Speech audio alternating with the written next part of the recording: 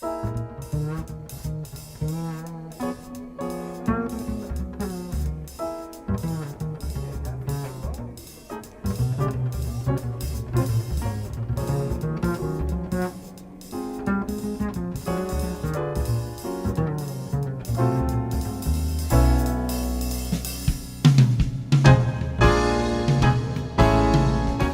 tardes, estamos aquí en la primera presentación de la tercera novela de Antonio Callejón. Yo soy Víctor Miguel Gallardo, soy el editor de Drújula y hoy estoy especialmente contento porque Antonio es un autor al que sigo desde hace tiempo, desde su primera novela, y yo tenía como objetivo que algún día fuera de Drújula y lo hemos conseguido. Y Antonio, no te vas a arrepentir, espero que estés muy contento con nosotros y que sea una relación fructífera y de muchos años. Quiero darle las gracias a su hermano, a Enrique, por estar esta tarde aquí con nosotros. Muchas gracias por acompañarnos. Bueno, yo creo que esta es una novela ya no solo importante porque es un paso más en la trayectoria como novelista de Antonio, sino también para reivindicar uno de los hitos de la historia de nuestro país. Dice muy bien dicho, además, Antonio hoy en Ideal, en una entrevista que le ha hecho a Antonio Arenas, que si esto hubiera sido un hecho, por ejemplo, de la historia de otro país, por ejemplo, de Estados Unidos, ya habríamos asistido a multitud de películas, de novelas, de series de televisión. Y la verdad es que yo estoy de acuerdo. Yo como historiador siempre tengo esa pena, porque vamos a decirlo así, porque a mí me duele, como decía aquel, me duele España, yo soy español, y creo que tenemos una historia riquísima de la que nos sacamos provecho. Yo creo que por complejo, pero creo que hay que reivindicar pues, hechos de nuestra historia, el Cano, o sea, porque aunque fuera Magallanes el capitán de la expedición, que Magallanes era portugués, el grueso de la expedición estaba compuesto por españoles, incluyendo un granadino, que eso es algo que hasta que Antonio, yo creo que es la primera vez que se menciona, que había un granadino en la expedición que dio la vuelta al mundo. Me gustaría eso, como editor y como historiador, me gustaría que se reivindicara los hechos más significativos de nuestra historia como país, y le doy las gracias a Antonio por haber rescatado, además, en el 5º aniversario de la gesta, que haya rescatado este hecho. Y pasamos directamente a Enrique. Muchísimas gracias. Bueno, excelentísimas e ilustrísimas autoridades, familiares y amigos, señoras y señores, es para mí un motivo de alegría, orgullo y satisfacción estar hoy aquí en la presentación del libro de mi hermano Antonio, titulado Un mar de especias, sobre todo sabiendo que mis experiencias sirvieron para inspirar el nacimiento de esta obra. Y ahora os pregunto, ¿quién no ha soñado alguna vez en dar la vuelta al mundo a vela? Muchos lo habrán soñado, pues el que os habla es uno de los privilegiados que ha podido hacer realidad ese sueño que ya comenzó en 1519 con la expedición de Magallanes Elcano. Pude dar la vuelta al mundo a bordo del Juan Sebastián Elcano por una mera casualidad, como el protagonista de este libro. Allá por 1995, y habiendo recibido mi última notificación para incorporación a filas, me presenté en el gobierno militar de Granada. Todos los futuros reclutas inundaban la entrada en 2 largas colas, para el ejército de tierra y el ejército de aire, mientras que un suboficial de armada estaba totalmente solo, sin voluntario interesado, así que allí me senté y me abrió las puertas a un futuro que jamás hubiera imaginado. A los pocos meses estaba en San Fernando, vestidito de marinero, y el día 8 de diciembre del 96 inicié una travesía que cambiaría mi vida para siempre. Al sentarme y hacer memoria sobre los recuerdos y emociones para decir unas palabras, muchos de ellos puedo verlos reflejados a lo largo de los capítulos de este libro. Me vienen a la memoria un sinfín de ellos.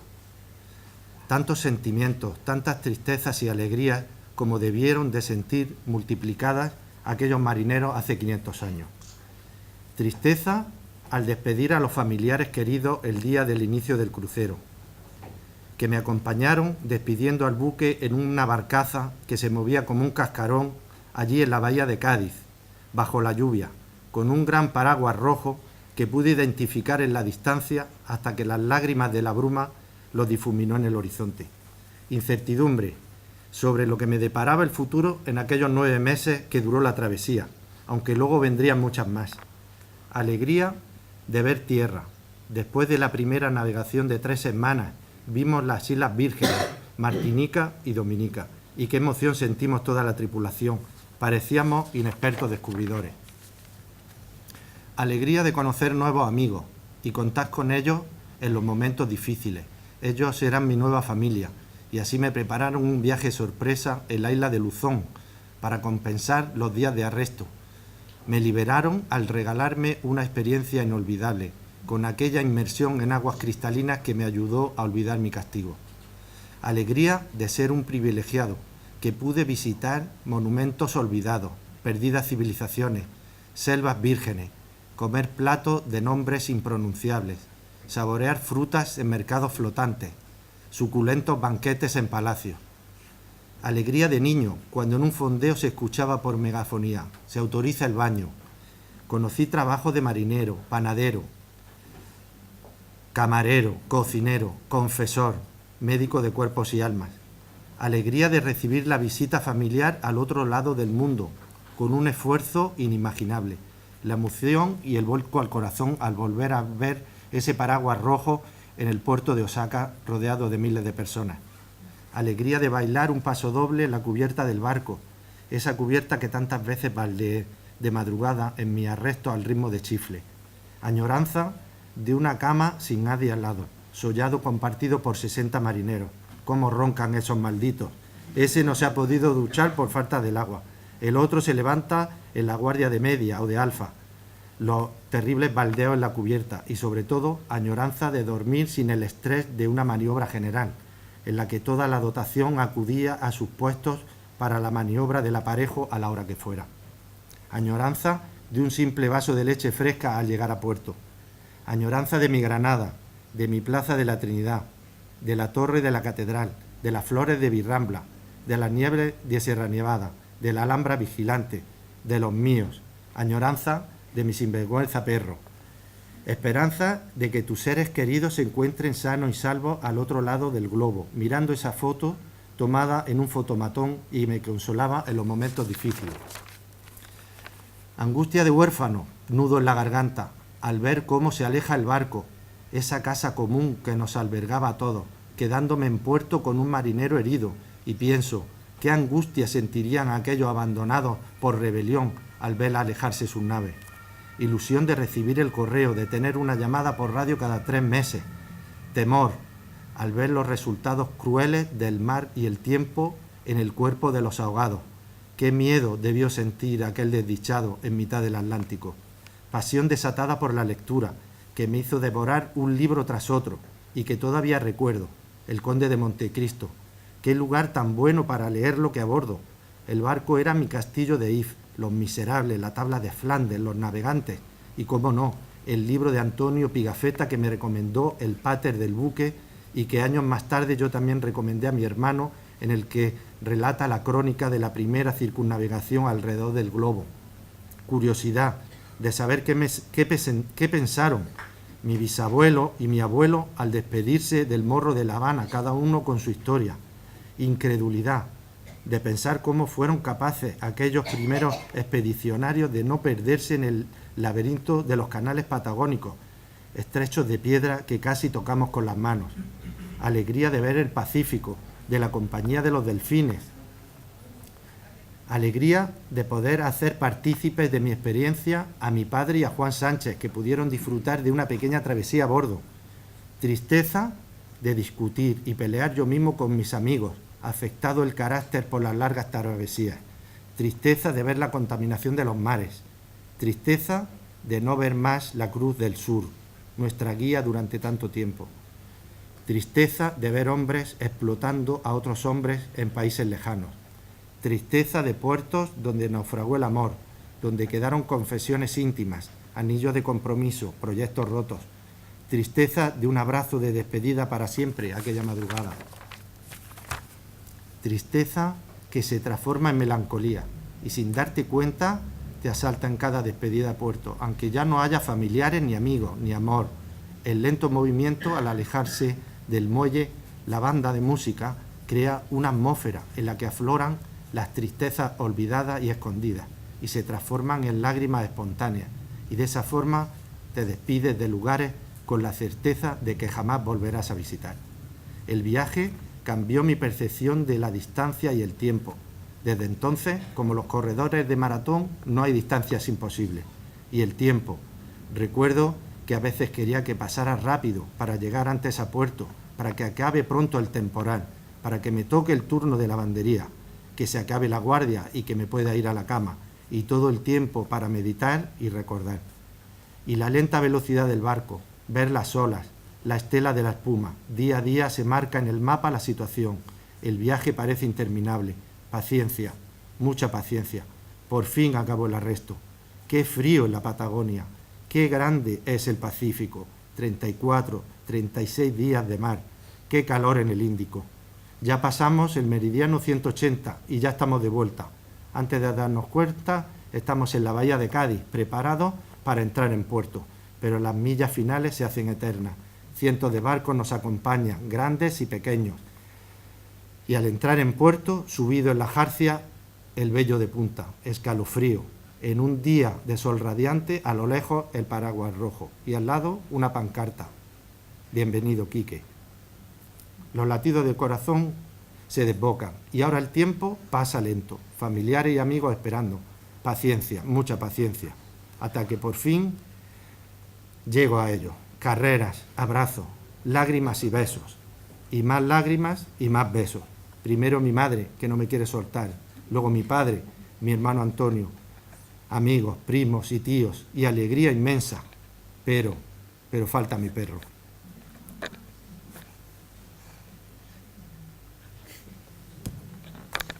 Comida todos juntos. Discurso para el recuerdo de Juan Tellez. Emoción a raudales. Y después del clima de la llegada, del multitudinario recibimiento, al paso de los días, al repartir regalos y recuerdos, llega el vacío y te das cuenta de que el viaje te ha transformado. Ya no piensas como antes, muchas veces incomprendidos. El loco bueno, dice mi hermano, algo en el fondo de tu alma ha cambiado y llego a la conclusión de que ya he vivido mi vida, una vida completa, con tantas experiencias que tardaría muchos años en atesorar. Y desde el primer rayo de sol lo veo con otros ojos, saboreo la comida, disfruto del sueño, pero en el fondo añoro el movimiento del barco, la brisa en mi cara, y leyendo el libro de mi hermano, viajo en el recuerdo, cierro los ojos y sueño. Vuelvo a estar a bordo, ilusionado por la travesía de nuevo. Pero un momento, os invito a soñar conmigo, subir prestos a bordo, rumbo a un mar de especies, que 1000 aventuras nos esperan.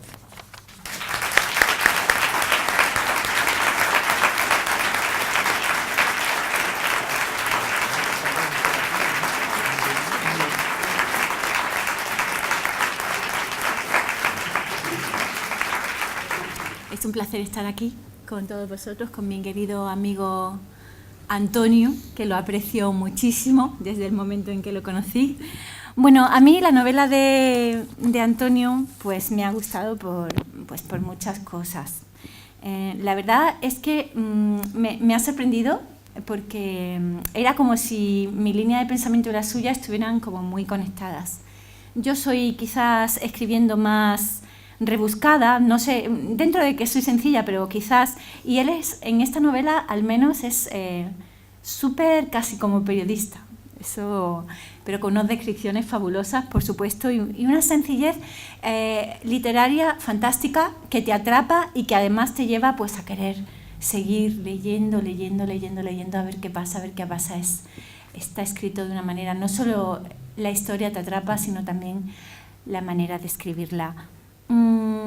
Entonces decía que esta novela me ha atrapado porque conecta conmigo en muchas cosas, no solamente a nivel literario, también Antonio a nivel personal.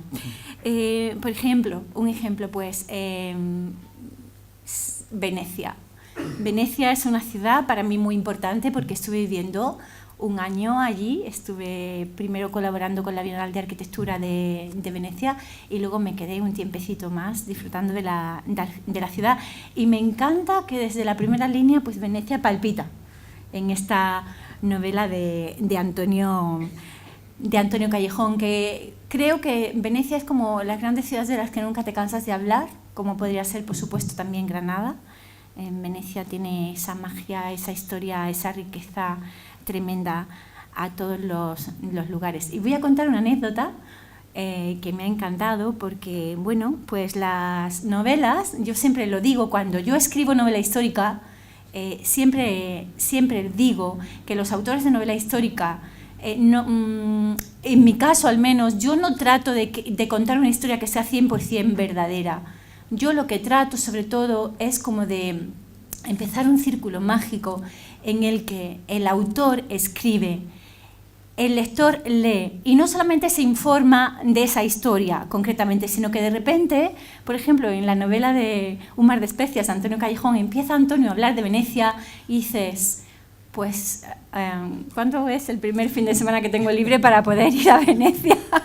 Que es que, vamos, Antonio me lo cuenta de esta manera tan fantástica que estoy deseando ir. Entonces, hay una anécdota hablando precisamente de Venecia en la que Antonio pues habla de un pintor que se llama Vittorio Carpaccio, que pinta y tiene tiene mucha obra pictórica, es un destacado pintor del Quattrocento italiano y pinta pues unas escenas de Santa Úrsula. Santa Úrsula fue pues una santa que se atravesó Europa con 1000 vírgenes, ¿no? Hizo una peregrinación tremenda que casi, como dice Antonio Pigafetta, el cronista de esta historia, pues es casi imposible de creer, pero resulta tan interesante y tan bonito, pues que te dan unas ganas tremendas a ir a Venecia y concretamente a ver estos cuadros, ¿verdad que sí?, de Vittorio Carpaccio. Además, el tema de la pintura me parecía mágico que de repente te regodearas, ¿no? Como en este pintor y en estos cuadros, ¿no?, de Santa Úrsula, porque la próxima novela que yo publico es precisamente la vida de una pintora, la presento el 14 de mayo, es martes en la Sala Zaida a las 6, por si a alguien le apetece venir a verla. Y entonces de repente está hablando Antonio del pintor y de repente digo, pero bueno, si es casi una situación muy parecida a la que vive mi pintora de esta novela, la protagonista de esta novela. ¿Por qué?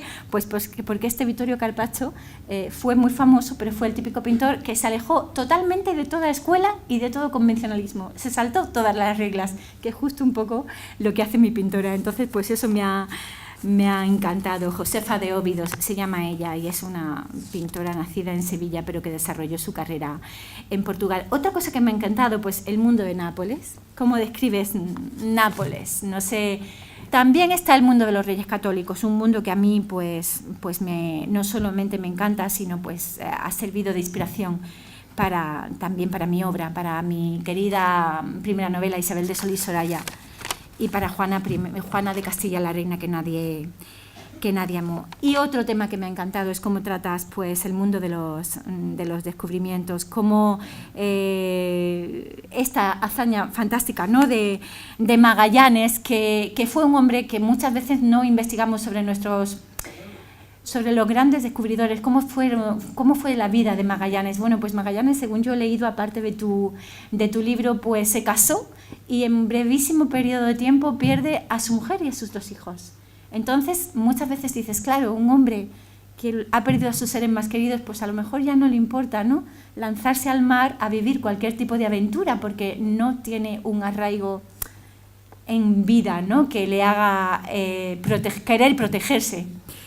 Bueno, pues me ha encantado esta descripción de la personalidad de Magallanes, que es justo como yo me lo imagino, tal y como tú lo describes, ¿no? Pues un hombre súper fuerte, un hombre súper inteligente, muy honesto, muy honrado, que se embarca en una empresa dificilísima donde había una gran animadversión entre España y Portugal.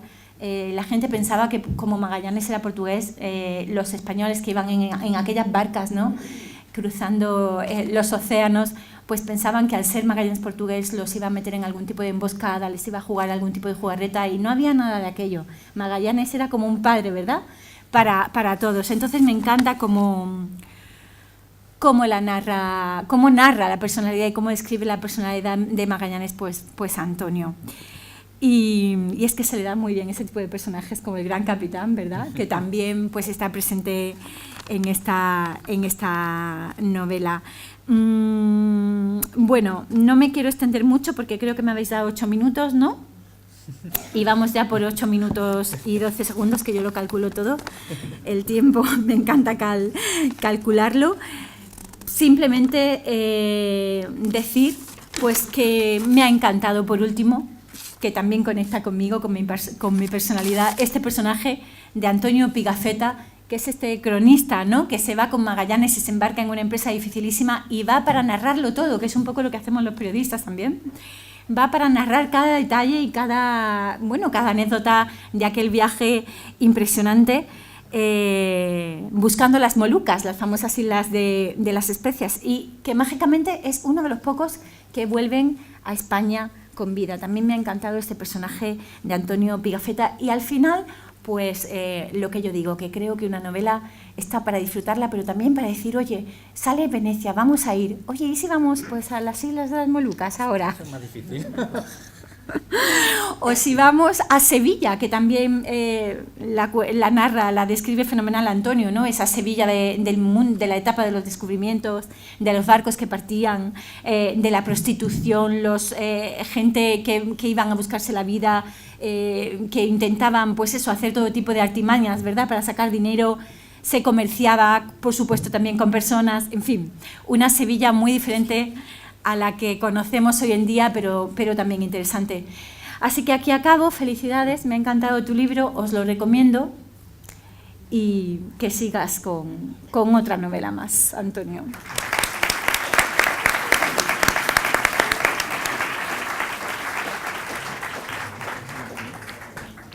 Lo primero, daros las gracias. Voy a estar un rato dando las gracias. Como os he agradecido de bien nacido, pues voy a estar dando las gracias. Lo primero, al Ayuntamiento por habernos cedido este espacio. A muchísima gente, empezando por mi familia, que los tengo aquí delante, mis padres, mis tíos, mis primos han venido de Málaga, han venido de Sevilla, a muchísimos amigos que estoy viendo, prácticamente casi todas las caras que estoy viendo. Voy a hablar de vosotros, no voy a hablar de ustedes porque estoy casi como en casa. Tengo hasta amigos que han venido de Italia, o sea, bueno, de todos sitios. Y especialmente quiero darles las gracias a todos en plan de público, o sea, como lectores, porque yo hay veces que todavía no me creo, al final vaya a hacer que me lo crea, que ya es mi tercera novela, que después del último amor del Gran Capitán, de Cadena de Recuerdos, tenemos Un mar de especias, es la tercera, y si es posible, sobre todo, bueno, gracias a que lo hago, si no, pero sobre todo a que lo leéis, a que lo compráis, a que lo leéis, a que lo recomendáis, a que lo regaláis. Y a mí me hace muchísima ilusión, pues eso, el otro día mi amiga Ana, pues en su colegio, pues una niña de 14 o 15 años, pues representó el personaje de la duquesa, y yo pues se me puso casi el vello de punta, decir, bueno, que están representando en un colegio un personaje mío, que está y cuando vas pues a los clubes de lectura o en las ferias del libro, pues he llorado con tal personaje, o cuando muere, y ¿por qué no continúa? Y te dan consejos y tal. A mí eso me emociona muchísimo. O sea que muchísimas gracias a todos por leer, sobre todo por leer, recomendar y que os guste cómo escribo. Ya en la parte técnica, le quiero agradecer a la editorial de Drújula, a Víctor y a Mariana, que estará por allí detrás escondida, allí está saludando, porque desde el primer momento han apostado por mi obra. Es verdad que hemos estado luchando contra el reloj, yo les agradezco sobre todo la paciencia, esto de llamar a las altas horas, que no están los mapas, que no sé qué, que retoca, que no, a Brígida, por supuesto, por la peripecia. Yo no sabía que iba a tener la peripecia, pero además también, desde el primer momento que la avisé, vamos, ninguna pega, todo facilidades, cuando quiera, donde quiera, yo voy a presentarlo, cuenta conmigo, y de hecho lo habéis visto, o sea, ha venido prácticamente en taxi parte del viaje. Y quiero recomendar, porque me parece de justicia, un libro de ella, que es Juana la Loca. ¿Es Juana la Loca? Perdón, sí. Juana la Loca, la reina que la reina que nadie amó. Que podía haberlo llamado también La reina que amó demasiado. Sí. Porque debería estar, yo lo he recomendado en muchísimos sitios, porque cuando yo lo leí me quedé... Habla de un personaje histórico de Juana, pero del maltrato. Da igual que sea el maltrato de hombre, de mujer, da igual... una persona maltratada por alguien, como creo que te lo puse una vez en el Facebook, por la mayor o de las mayores traiciones, por la persona que más te quiere. O sea, te está maltratando a quien tú más quieres. Entonces, contra esa traición es dificilísimo defenderse, y yo pues lo he recomendado no ya solo como novela histórica, que es una muy buena novela histórica, sino también en plan de ayuda de pareja, en plan pues eso debería estar en todas las terapias, y cualquier persona que alguna vez se haya sentido mal por su pareja, yo creo que se ve reflejada, y que también demuestra, lo hace muy bien, demuestra que nadie está libre. O sea, esta mujer, esta reina, está destinada a ser la mujer más famosa, más importante del mundo, igual que fue y más poderosa, igual que fue su abuela, y precisamente por eso, porque nadie la amó o nadie la amó lo suficiente y ella amó demasiado, tuvo que pagar el precio de que la volvieran loca, se volviera loca, la encerraran, o bueno, eso ya es Y no se me puede olvidar mi hermano, no lo he dejado para el final, porque le tengo que dar muchísimas gracias. Lo primero, la dedicatoria, por eso está dedicado a él. La dedicatoria dice: a mi hermano Quique, viajero incansable, trotamundo y loco bueno.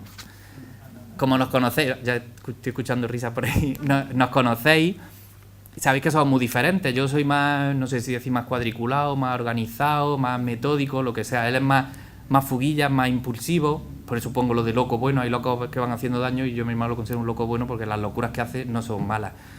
Y bueno, yo seré de una manera, y él, esa impulsividad, pues muchas veces le trae cosas buenas. Como por ejemplo lo que ha dicho de: a mí en la vida se me hubiera ocurrido hacer ese tipo de cosas. Pues él es de los valientes medio locos, como los protagonistas de esta novela, que se le ocurre dar la vuelta al mundo. O sea, no está sentado aquí porque sea mi hermano, que también podría, pero sobre todo porque es la única persona que yo conozco que ha dado realmente, como él ha contado antes, nos hemos emocionado, yo he llorado casi, bueno, creo que he llorado del todo. Casi. porque estaba es todo real, o sea, todo lo que ha contado es real, y nosotros, pues eso yo lo he imaginado, yo lo he escrito, vosotros lo leeréis cuando tengáis tiempo, pero él ha sido un privilegiado porque lo ha hecho. O sea, lo ha hecho de verdad. Y cuando habla del frío de la Patagonia, y cuando habla de lo ancho del Pacífico, todo eso, los demás, pues, somos unos pobres mortales, por así decirlo, que lo imaginamos, y él ha tenido la grandísima suerte de hacerlo real. Yo en eso tengo que reconocerle que le he tenido mucha envidia, muchos años. Envidia sana, pues eso de incluso de estar soñando que iba montado en el barco. Yo sé que eso no es mi vida, ni se me hubiera dado bien, pero bueno, los sueños uno no lo controla, y pues que envidia sana, y que para mí también además es un orgullo que esté aquí.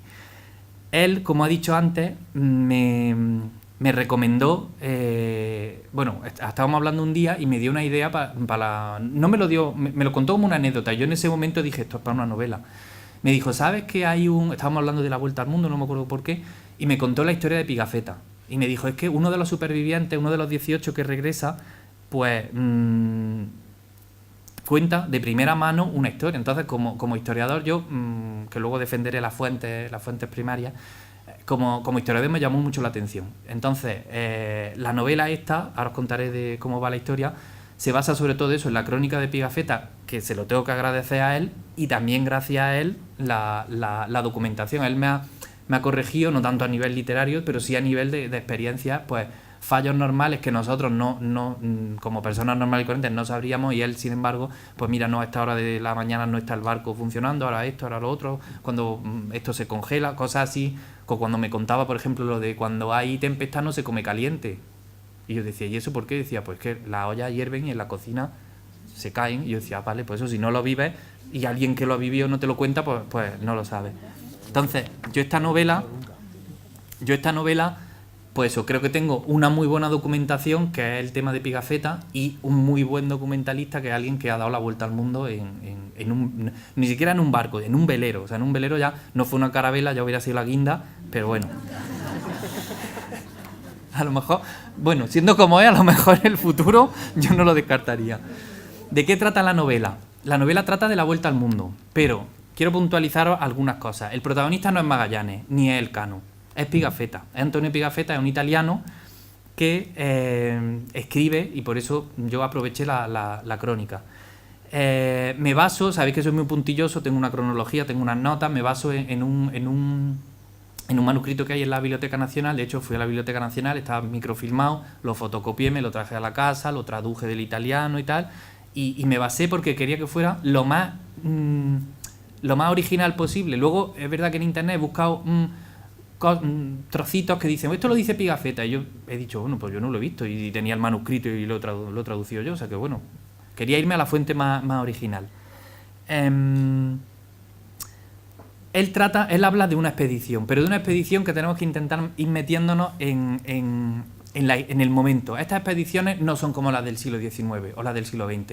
En el siglo XIX, por ejemplo, Livingstone va a buscar las fuentes del Nilo, o tenemos la famosa canción de Mecano del Polo Sur, de Amundsen y Scott, a ver quién llega antes al Polo Sur, o Hillary coronando el Everest. Todas estas cosas tienen poca utilidad. No voy a decir que no sirvan para nada, pero prácticamente no servían para nada. Servían, pues eso, la gesta de que el nombre pase a la historia y poco más. Lo que se hace en el siglo XV y en el siglo XVI no es eso, no es esa mentalidad. O sea, nadie hubiera financiado una ruta que solo servía pues para dar la vuelta al mundo o para demostrar que la Tierra era redonda, cuando ya se sabía totalmente que la Tierra era redonda. En esta época lo que se hacen son expediciones comerciales. Es decir, aquí estamos hablando de una expedición comercial y lo que interesa es ganar dinero, que sea rentable esa expedición. Yo empiezo sabéis que siempre me gusta hacer una cronología, lo he hecho en las otras dos novelas y en esta también lo he hecho, y la cronología esta empieza en 1453, empieza con la caída de Constantinopla y no es algo gratuito. ¿Qué pasa con la caída de Constantinopla? No solo termina el imperio bizantino, sino que los turcos controlan partes muy importantes del mundo en muy poquitos años. Es decir, controlan el final de la ruta de la seda, que empezaba en Constantinopla, terminaba en Pekín, controlan toda la parte terrestre, pero en poco tiempo también van a tomar los puertos de Arabia, Egipto, parte del Mar Rojo.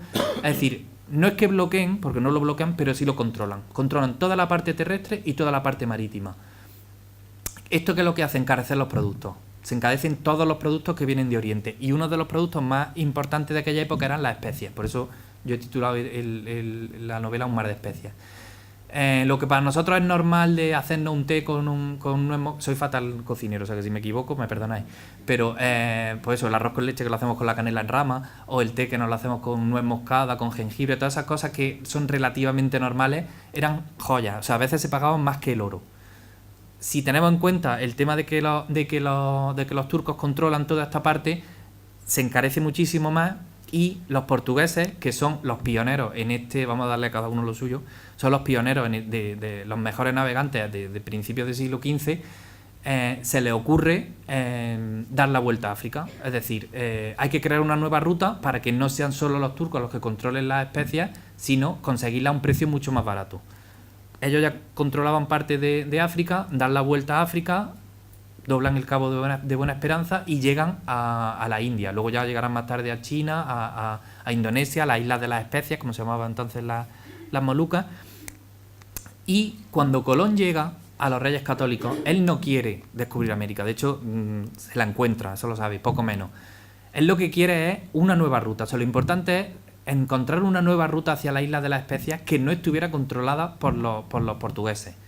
Por eso, cuando se topa con América, pues se cambia un poquitín el plan y en ese momento tenemos el famoso Tratado de Tordesillas. O sea, hay que dividir el mundo, la zona que le toca a los portugueses y la zona que le toca a los españoles. La expedición de Magallanes es igual. O sea, ya se sabe que hay un continente en medio, que no son las Indias, bueno, se ya lo llamarán las Indias occidentales, pero bueno, no son las Indias que están buscando, pero hay que rodearlo. Entonces, lo que quieren es encontrar una nueva ruta por la parte del mundo que controlan los españoles. Es decir, siempre, si recordáis en el colegio, siempre nos han puesto el Tratado de Tordesillas, nos ponen tenéis la imagen en mente, el Atlántico con la línea 370 leguas al oeste de Cabo Verde. Pero, ¿qué pasa en el otro lado del mundo? Es decir, esa línea, como el mundo es redondo, se prolonga. Entonces, toda la parte de África y de la India de los portugueses, la parte de América y del Pacífico es de los españoles. Pero ¿qué pasa con las Molucas? Que están exactamente justo al otro lado del mundo. Evidentemente los portugueses van a decir que son suyas. ¿Para qué se hace esta expedición? por dos temas. Primero, para encontrar la nueva ruta, y segundo, para hacer una medición lo más exacta posible e intentar defender, decir que la parte de las Molucas, la isla de las Molucas, quedan en la parte española. Yo no diría que es una expedición española. Bueno, sabéis que tenemos ahora últimamente el problema desde portuguesa, hispano-portuguesa y tal, eso ya hablaré luego un poquito al final. Yo lo calificaría como una expedición imperial, o sea, el que le encarga, igual que la de Colón la encarga los Reyes Católicos, esta la encarga Carlos V. Carlos V es el que paga, con otros comerciantes y tal, pero y ellos sirven a su señor, o sea, sirven al emperador.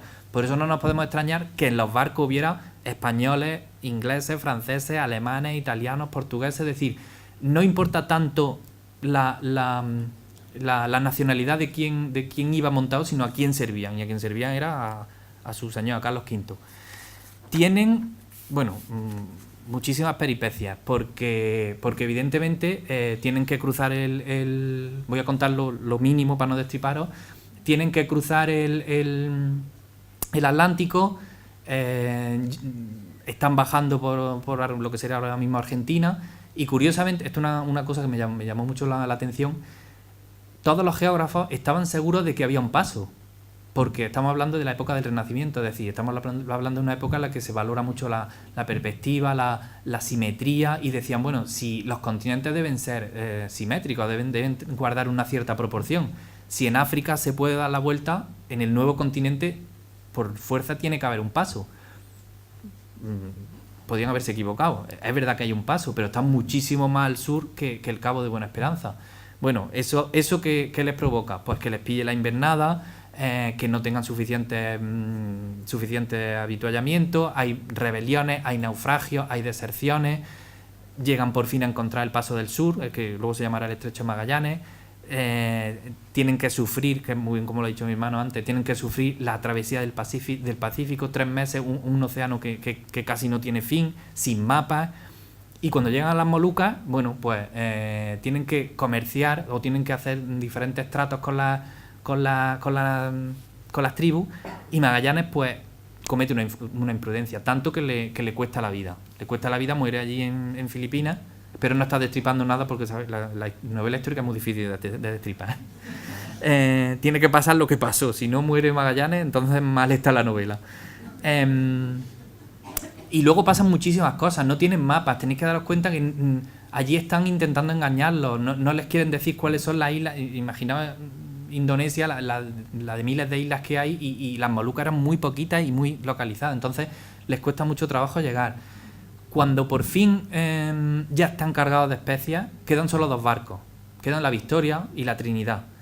No voy a contar exactamente por qué, pero la vuelta al mundo se da casi de casualidad. Es decir, al final lo que sale bien es el plan B. El plan A era que la Trinidad volviera a través del Pacífico, rehiciera todo el camino que ya habían hecho, que conocían, y además que era en teoría menos peligroso porque era el que le tocaba a donde no iba a haber problema con los portugueses, y sin embargo la Trinidad no llega. No voy a decir qué es lo que pasa, ya leeréis la novela, y sin embargo no llega. Y lo que funciona es el plan B, que era el más peligroso. O sea, en teoría el capitán era Gómez de Espinosa, que era el que estaba al mando de la Trinidad. La Trinidad no lo consigue, sin embargo la Victoria la que hace, por suerte, pues cada una va por un extremo y se mete en el territorio de los portugueses, dobla el Cabo de Buena Esperanza y ya llega. De los 245 que se montan, que suben al barco a los barcos en Sanlúcar de Barrameda, al final solo llegan 18. Y la suerte que tenemos es que el protagonista, por eso lo cogí yo, el protagonista de la novela, es uno de los que llega, y cuando ya tranquilamente está en Italia, está en Roma, puede escribir y puede decir su experiencia. Para mí es muy importante que sea la fuente directa, es decir, la fuente más primordial, porque yo ahora voy a ser políticamente incorrecto. Y fijaros que dentro de pasado mañana tenemos lo que tenemos. Pero bueno, voy a decir varias cosas. ¿Por qué? Porque la historia no es políticamente correcta. Si no, no sería historia. Entonces, si no, no habría ni guerra, ni asedios, ni hambruna, ni epidemias. Si todo fuera bonito y todo estuviera pintado de color de rosa, pues no sería la historia. Sin embargo, la historia tiene cosas buenas y cosas malas. Y últimamente parece que tenemos demasiada politización. Y no voy a hablar ni de un lado ni de otro, sino porque además se ve en todos. Parece que si defiendes a un tipo de personaje eres de una ideología, si defiendes a otro histórico eres de otra. Y eso a mí me parece un peligro gravísimo, porque lo que se hace es desvirtuar, y como historiador tengo que defender la profesión nuestra. Yo soy de familia de médicos, mi hermano, mi padre, mi abuelo, mi sobrina dentro de pocos años también será médico, y yo no he visto nunca en la consulta de mi padre que alguien llegue y diga: yo tengo apendicitis, usted me va a abrir por aquí, me va a coser esto. Yo no he visto dar instrucciones, porque a un médico no se le da instrucciones, ni a un arquitecto, y parece que a los historiadores se les dice lo que tienen que escribir, lo que tienen que hacer para que case con lo que nosotros queremos a día de hoy. Y os voy a poner un par de ejemplillos. A mí en una de las visitas me hicieron una pregunta muy rara. Era el año pasado, faltaba poco para las elecciones de la Junta, y me preguntaron si Isabel... ¿Tú crees que Isabel la Católica hubiera votado a tal partido? No voy a decir los nombres. Claro, yo en mitad de una visita... Exactamente, en mitad de una visita dije, la vamos a liar. Entonces me salí por las ramas, pero claro, una mujer no vota. Es decir, en el siglo XV una mujer no vota. Nos puede gustar, no nos puede gustar, pero una mujer no vota hasta el siglo XX. Esos son hechos históricos. Y además, Isabel era reina. Y una reina no vota, porque una reina está ungida por la mano de Dios, que es una expresión muy extraña, pero es que era verdad, y hace lo que quiere, y no necesita permiso de nadie. Si a nosotros nos dijeran que tenemos que morir por el presidente que vaya a salir dentro de 2 días, pues la mitad haríamos un gesto un poco feo, ¿no? Bueno, pues esta gente moría por su reina, y el gran capitán, desde el gran capitán hasta el último soldado, moría porque tenían esa mentalidad. Entonces, trasladar la mentalidad de aquella época a la nuestra, siempre con manipulación y tal, pues lo único que nos hace es daño. El otro día estaba hablando con un amigo y le dije: ¿a ti qué te parece que a una niña la casen con 12 años? Y me dice: horrible, y se quedó parado. Dice: ¿y a ti? Digo: depende. Ahora, horrible. En el siglo I, en época romana, era lo normal. Era lo normal. Ni bueno ni malo, lo normal. Y te puedo asegurar que la madre, la noche antes de casar a la niña, estaba súper contenta. ¿Qué nos parece que haya niños mineros con 8 años? Horrible. Bueno, pues durante toda la vida ha habido, no sé si sabéis eso, porque eran los más chiquitillos que cabían en las galerías más estrechas. Si eso, ¿qué hacemos? ¿Lo ocultamos? ¿Lo tapamos? Un ejemplo más claro. Hace 40 años, no tenemos que irnos hace 2000 años, nada, para que veamos lo fácil que es manipularlo. Hace 40 años, todos lo hemos visto, aquí se fumaba en los hospitales, dentro de los hospitales, en las clases, en los autobuses. Ahora se lo cuenta a alguien y pues eso es una barbaridad. ¿Qué hacemos con mis padres o con la gente que tiene más de 60 años? ¿Los metemos en la cárcel? ¿Son monstruos porque nos tuvieron en sitios donde se fumaba? No. O sea, es que en aquella época eso era lo normal. 2 ejemplillos más y os dejo tranquilos. 2 ejemplillos que tienen que ver precisamente con el tema de intentar defender, tira un poquitín a los políticos, ahora a la gente normal y corriente. Nosotros también tenemos que intentar defender, leer, documentarnos y no ser tan, lo que he visto un poco al principio, no tener complejo, porque es verdad que tenemos una historia muy buena, también hemos hecho cosas malas, pero parece que solo nos vamos hacia lo malo. Lo bueno, que hay mucho, parece como que nos da vergüenza, lo ocultamos y tal, y solo nos vamos a lo malo. 2 ejemplos que he visto en Granada. En la plaza del Mercado de San Agustín, cerca de mi casa, una pancarta muy grande. La inmigración ilegal empezó el 12 de octubre de 1492. Te queda así, dices, pues ya estamos sacando términos que no tienen nada que ver. Si nos ponemos así, no empezó en 1492, empezó en el 711, que llegaron los árabes. Pero antes empezó en el 410, que llegaron los bárbaros. Pero en el 218 a.C. llegaron los romanos. Pero antes llegaron fenicios, griegos. Es decir, que ha habido muchísimas invasiones. Siempre nos vamos solo a la que nos interesa. Y otra pintada que he visto. Colón asesino. La he visto en varias calles del Zaidín, acompañado de un amigo. Colón asesino. Y además son frases muy... Que solo con 2 palabras ya sabemos lo que quiere decir, por qué lo dicen, son muy... pitan mucho. Entonces, yo en algunos libros de historia, en algunas revistas, lees la frase: los españoles masacraron más de 10 millones de nativos en el Caribe. Y te quedas así y dices, pero bueno, si en estas expediciones iban 200, 190, 230, ¿cómo? Y luego, claro, en letras chiquitinas. El 99,98% murieron por las enfermedades, no sé qué y tal. Dices, pero ¿esto fue premeditado? Yo en ningún libro de historia vería que los genoveses masacraron a 40 millones de europeos a mediados del siglo XIV. Eso lo lees en algún libro y dices, bueno, es que el gobierno italiano se te echaría encima. Bueno, pues fueron los que llevaron la peste negra desde Constantinopla, que está documentada en sus barcos, por el resto de Europa. Y no se trata igual. Es decir, que parece que solo estamos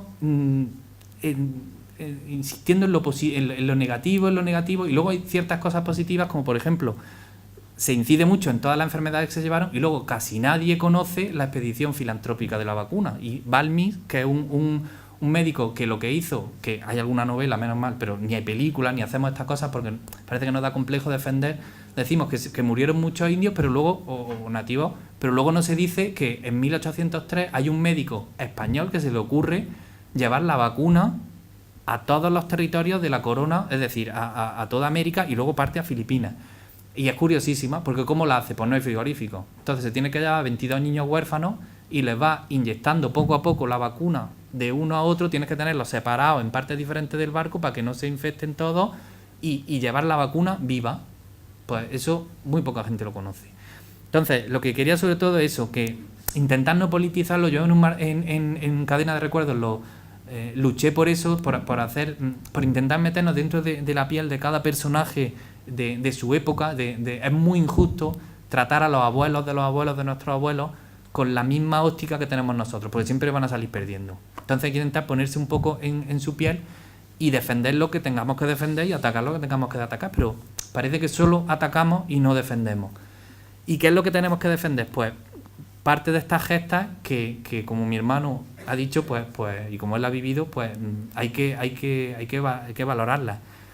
Porque nosotros y nadie antes vimos salir el sol por el poniente. Descubrimos el paso para llegar al mar del sur y cruzamos un océano tan gigantesco que durante meses no vislumbramos tierra firme. Nosotros y nadie antes atravesamos toda la tierra y la rodeamos. Vimos plantas desconocidas y animales maravillosos. Con nuestras naves, cargadas de preciosas riquezas, hicimos de España un reino más grande y del mundo un lugar más pequeño. Solo nosotros y nadie antes. Muchísimas gracias.